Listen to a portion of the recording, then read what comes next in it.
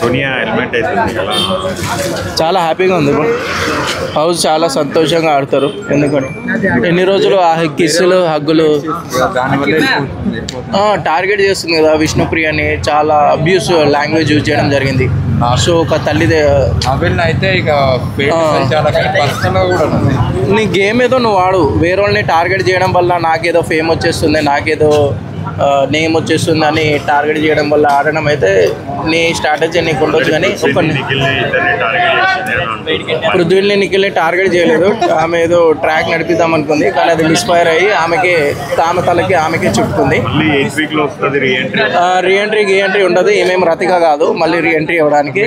So already wild card entry 10 to 12 members ఉన్నారు. So వాళ్ళే చాలా ఉన్నారు. ఇంకా 10 to 12 మెంబర్స్ అని చెప్తున్నారు కదా,